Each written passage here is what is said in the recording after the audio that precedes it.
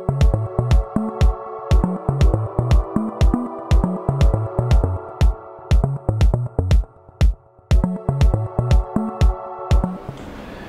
I'm Gary and welcome to another segment of Interviews with Experts. Today I'm very happy to be joined by Dr. Jess, who is a Toronto-based sexologist and relationship expert, as well as a contributor to Eligible magazine.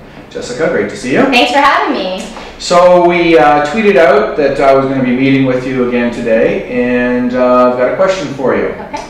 Young woman, is suggesting that her boyfriend likes to talk dirty, and she's not necessarily opposed to it, but she doesn't know where to start, and so yeah, I mean, if you're not used to talking dirty and your partner is, they probably want you to engage a little bit, I would think. How do you cross that bridge of comfortableness? Yeah, you know, that's a tough question because talking dirty generally has to be a two-way street, right? And I hear a lot of women who are really intimidated by it, but I think it's because they get their ideas from porn. And porn is so out there. Porn is what it is.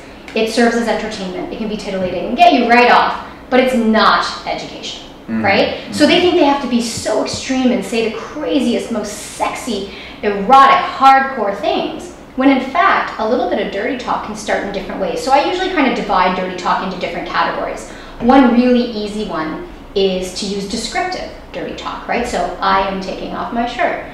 I'm going to put my hands down your pants, right? So just describing what you're doing, and then of course in the end, the most popular one I hear from men in terms of what they like is they like to hear, I'm coming.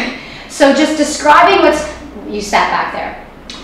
Yeah, well, no, I'm thinking that has its advantages, right? Because, you know, we're not that in tune with what's going on, so we like to be told what's going on. Exactly. So just a simple description. It doesn't have to be super hardcore. Another one is to just describe your desires. And again, it doesn't have to be anything raunchy. It can be as simple as, I want you to take my clothes off. Or it could be a little bit hotter. I want you to tear my clothes off.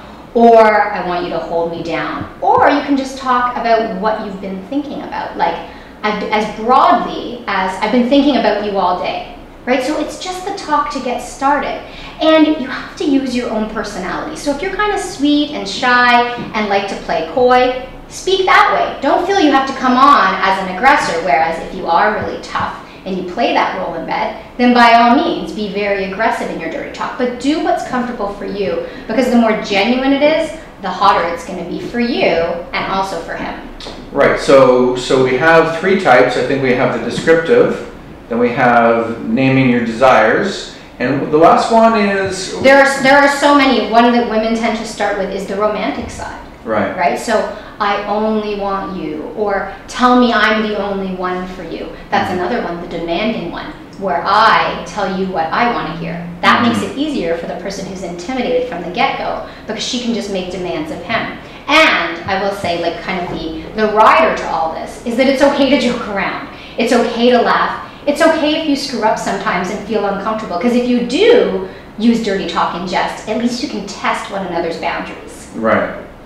So I shouldn't feel comfortable if I'm initiating dirty talk and she finds it funny and laughs at me. I should be okay with that, right? You know what? And usually when people laugh, we're laughing with ourselves. We're laughing to break our own tension. So if you say something that you think is really, really hot, and she laughs, it's probably not because she thinks you're silly. It's probably because she's uncomfortable and doesn't know how to respond. Well, that's an important point. That's very important to remember. Okay, so it sounds like to get to any level of dirty talk, you need to start at the beginning. And it's a very easy beginning, that descriptive. I'm taking off my top or whatever. That's a pretty easy starting point, right? Absolutely, yeah. So you're kind of starting with baby steps and working your way up. And the other really important thing with dirty talk, and we all have to remember this, is that what you say in the bedroom is fantasy. It doesn't apply to reality. So you're going to say that you want things that perhaps you would never actually want to try out in real life. So the dirty talk also requires some degree of a follow-up conversation. So maybe after you're done, you've fallen asleep, it's the next morning, you turn around and say, hey, that was really hot last night, but I don't actually want to try X, Y, Z. And he's an adult, he's going to get it, and he's going to say, oh, that's cool, it was hot to talk about it. Right. Okay, good. Fair Good enough. advice. Thank you. So thank you very much for being here. How can our viewers get more great advice from you, Dr. Jess? Well, you're very welcome, and they can find me at Eligible Magazine, and they can find me online at www.sexwithdrjess.com. Excellent. Thank you, Dr. Jess. Thanks, Gary. And thank you for viewing another segment of Interviews with Experts.